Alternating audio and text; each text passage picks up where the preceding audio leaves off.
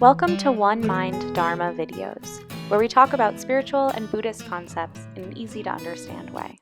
So today our topic is spiritual bypass, which happens when instead of actually feeling your feelings, you find some technique to help you avoid those feelings.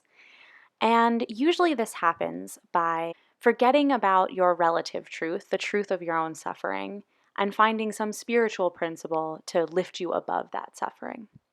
So, the first and most common way that people use spiritual bypassing is leaning on the ultimate truth to bypass the relative truth.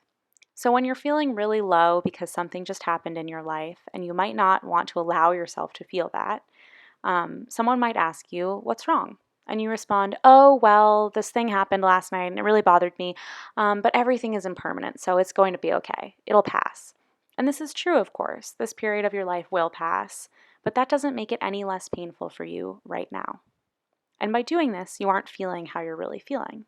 The next way that people engage in spiritual bypassing is optimism. Say that you got into a fight with someone and you keep thinking about it and going back over it in your head over and over. Rather than allowing yourself to feel the discomfort that this creates, you tell yourself, just think positive thoughts. You push the thoughts you think are bad and try to replace them with ones you think are good. The next way people use spiritual bypass is comparison. So you might try to downplay your own suffering by thinking, oh, there's all these people who are so much worse off than I am.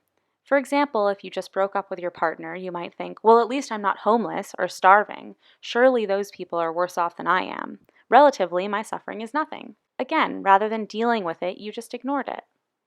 Some people use spiritual bypass by pretending that they are fully awakened or perfect.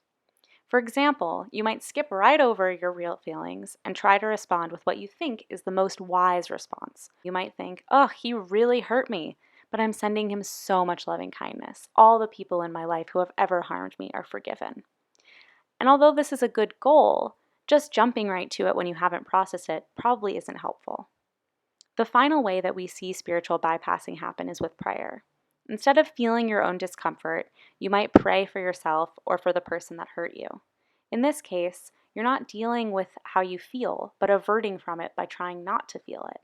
You might even say something like, please just make me feel better and I'll do better next time.